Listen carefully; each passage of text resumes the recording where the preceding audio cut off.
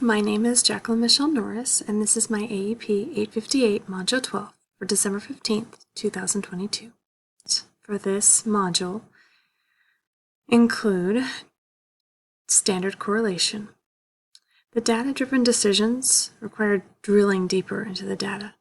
So when there's a roadmap, it's much easier, and when you have the knowledge skills and communication skills, you're much more likely to achieve the goals.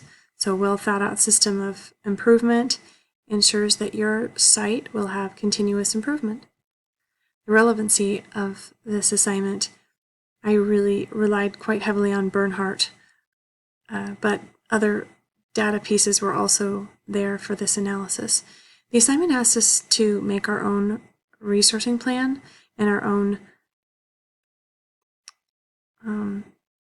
data protocol. And I really liked most of the resources pointing to a cyclic cycle for evaluation. And so this is going to be a very useful tool for me to have at the beginning of a year when I start being an administrator. My reflection is as follows. As a candidate for a building principal, it's really important that some things are already in place, and I'm happy to have at least the first meeting aligned. So, I know that a future staff is going to want a competent leader who has students' best interests at heart, and this goal of school and student improvement has to come with a well thought out process. I'm ready to go on the first day, so I can definitely see myself using this method at this really important first impression with my future staff.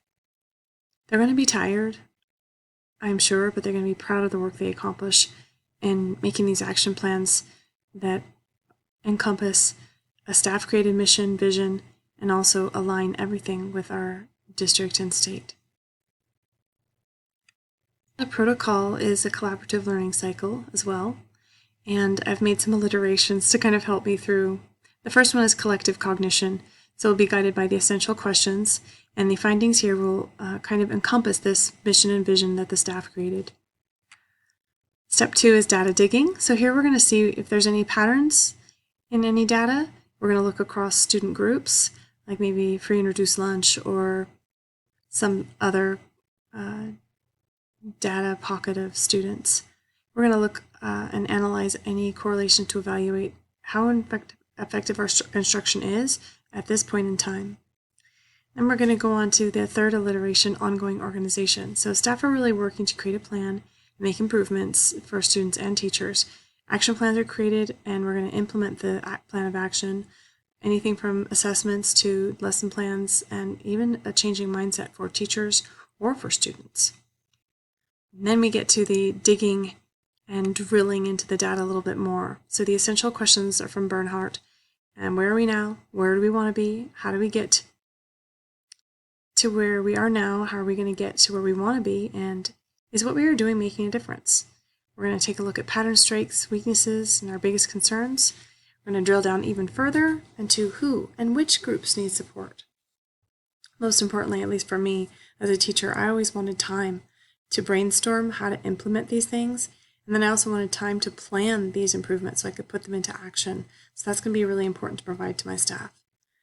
When the staff goes to implement these improvements, it could be anything, like I said, from mindset to standard-based formative assessments or summative assessments, lesson plans, or even units of study.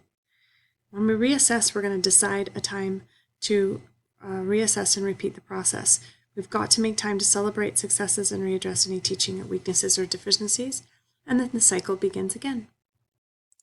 My references are as follows, and I want to thank you for listening. I have learned a lot from all of you during this course.